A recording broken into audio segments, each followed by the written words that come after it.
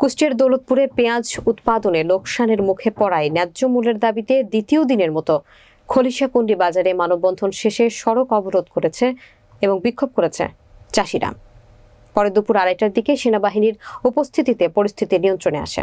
বিস্তারিত দেখুন দৌলতপুর থেকে আব্দুল রানিম সাচ্চুর প্রতিবেদনে।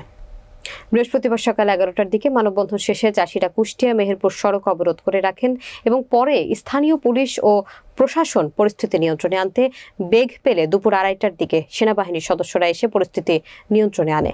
বিক্ষুব্ধ চাষিরা জানান, চলতি মৌসুমে প্রাকৃতিক দুর্যোগের কারণে তাদের রোপণ করা মুড়ি কাটা পেঁয়াজ নষ্ট হয়েছে। ফলে দ্বিতীয় দফায় বাড়তি মূল্যে পেঁয়াজের বীজ কিনে দ্বিগুণেরও বেশি খরচ করে তাদের চাষ করতে হয়েছে। কিন্তু উত্তোলন মৌসুমে বিভিন্ন দেশ থেকে ব্যাপক পরিমাণে পেঁয়াজ আমদানি করায় বড় দরপতন ঘটেছে পেঁয়াজের বাজারে।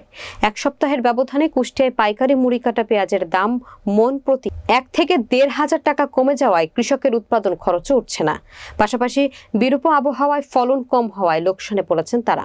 তাই আমদানি বন্ধ করে পেঁয়াজের মূল্য বৃদ্ধির দাবি করেন তারা। এ বিষয়ে খলিশাকুণ্ডী ইউনিয়ন ইউপি চেয়ারম্যান জুলমাত হোসেন বলেন, চাষিদের একটি স্মারকলিপি দিতে বলা হয়েছে ইউএনও স্যারের মাধ্যমে। এলাকার পরিস্থিতি স্বাভাবিক রয়েছে। এ বিষয়ে দৌলতপুর উপজেলা নির্বাহী কর্মকর্তা আব্দুল হাই সিদ্দিকী বলেন, এটি একটি জাতীয় বিষয়।